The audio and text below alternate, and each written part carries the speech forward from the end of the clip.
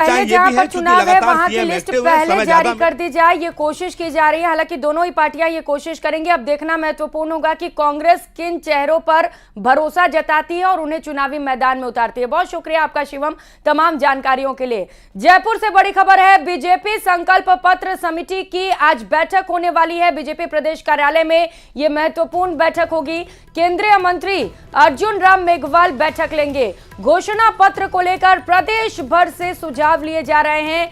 अपनो राजस्थान, सुझाव आपका, संकल्प हमारा, इसी मकसद से अलग अलग जगहों पर रथ रवाना किए गए हैं और कई माध्यम हैं जिसके जरिए राजस्थान की जनता अपने सुझाव बीजेपी तक पहुंचा सकती है। मॉडर्न टेक्निक का भी इस्तेमाल किया जा रहा है। डिजिटलाइज वे में भी आप अपने सुझाव बीजेपी तक पहुंचा सकते हैं। अलग अलग सोशल मीडिया ग्रुप बनाए गए हैं, व्हाट्सएप ग्रुप बनाए गए हैं। मिस्ड कॉल देकर भी आप अपने सुझाव दे सकते हैं। साथ ही साथ जो रथें रवाना की गई हैं उनमें पेटियां तैयार की गई, उन पेटियों में आप अपने सुझाव दे सकते हैं। सहयोगी महेश दाधीच हमारे साथ जुड़ चुके हैं। महेश, संकल्प हमारा, सुझाव आपका, अपनो राजस्थान, इसे लेकर एक खास बैठक होने वाली है। क्या अपडेट इसे लेकर और कितना महत्वपूर्ण हो जाता है ये बीजेपी के लिए?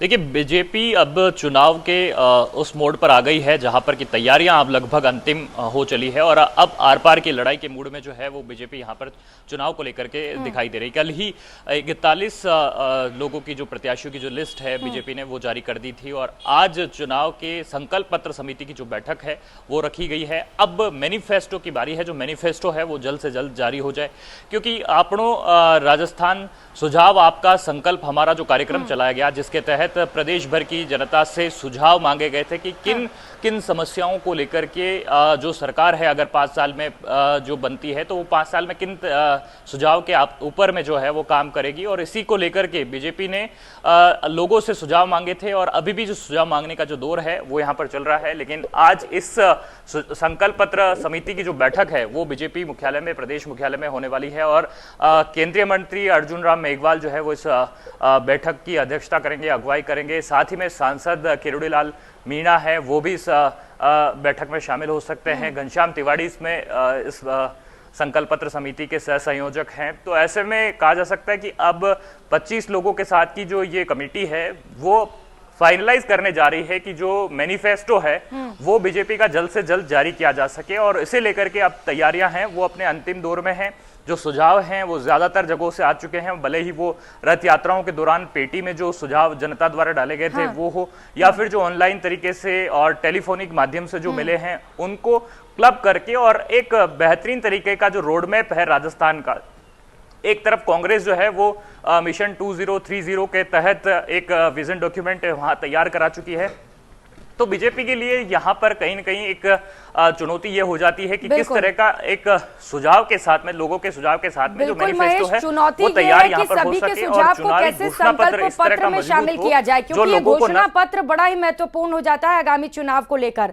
अब चूंकि लोगों के मुद्दे बीजेपी शामिल कर रही है तो हो सकता है इसका फायदा आगामी चुनाव में बीजेपी को मिले, क्योंकि लोगों से जुड़े मुद्दे उनके संकल्प पत्र में होंगे। लेकिन कांग्रेस ने भी कुछ ऐसे ही अभियान की शुरुआत की थी जब हमें याद हो मुख्यमंत्री अशोक गहलोत लगातार लोगों से मिल रहे थे। मिशन 2030 को लेकर किसे ज्यादा रुझान मिल रहा है, किसे ज्यादा समर्थन मिल रहा है लोगों का?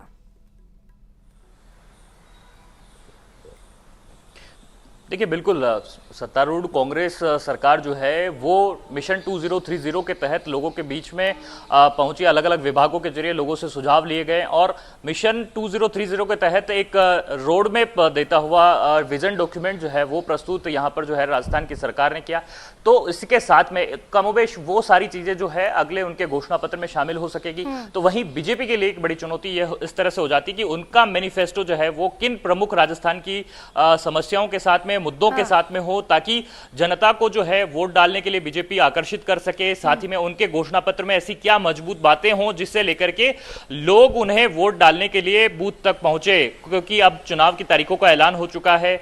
23 नवंबर को वोट डाले जाने हैं, 3 दिसंबर को जो मतगणना और परिणाम है वो सबके सामने आ जाने हैं। इस लिहाज से अब कमर कसली है, साथ ही साथ में मुकाबले की जो तैयारी है उसके लिए बीजेपी यहां पर अपने आप को एकजुट और मजबूत दिखाने की जो कोशिश है वो कर रही है। पहले लीड इस मामले में कर चुकी है बीजेपी की, उन्होंने अपने प्रत्याशियों की सूची है वो यहां पर जारी कर दी है। तो अब इस लिहाज से यह भी कहा जा सकता है कि जो घोषणा पत्र है उसमें भी लीड लेने की कोशिश बीजेपी की तरफ से होगी और इसी वजह से मुख्यमंत्री अशोक गहलोत विजन 2030 देख रहे हैं, तो वहीं दूसरी ओर बीजेपी ने 2023 को ही अपने संकल्प पत्र में शामिल करते हुए लोगों से सुझाव मांग लिए हैं। अब किसी भी कैंपेन के सक्सेसफुल होने में सबसे बड़ा योगदान लोगों का होता है। अब देखना है कि कितना जन समर्थन बीजेपी को मिल पाता है। बहुत शुक्रिया आपका महेश तमाम जानकारियों के लिए। जोधपुर से बड़ी खबर है, बीजेपी प्रदेश प्रभारी के दौरे से जुड़ी ये बड़ी खबर और बड़ा अपडेट आपको बताते चले। आज जोधपुर के दौरे पर रहेंगे अरुण सिंह, बीजेपी समन्वय समिति की वो बैठक लेंगे, चुनाव को लेकर रणनीति तैयार की जाएगी। बताते चले कि कल बीजेपी ने 41 प्रत्याशियों की पहली लिस्ट जारी कर दी है और अब रणनीति तैयार की जाएगी। चूंकि चुनाव के तारीखों का ऐलान हो चुका है, 2023 का फैसला 23 नवंबर को होगा और यही वजह है कि अब लगातार मैराथन बैठकों का दौर भी जारी रहने वाला है। तो राजस्थान में चुनाव के तारीख के ऐलान के साथ ही बीजेपी ने अपनी पहली लिस्ट जारी कर दी है, जिसमें एमपी फॉर्मूला देखने को मिला। तो घर वापसी वालों को भी जगह दे दी गई है। साथ ही पार्टी ने जातिगत समीकरण को भी साधने की कोशिश की है। बीजेपी की पहली लिस्ट का पूरा विश्लेषण करती है ये खास रिपोर्ट।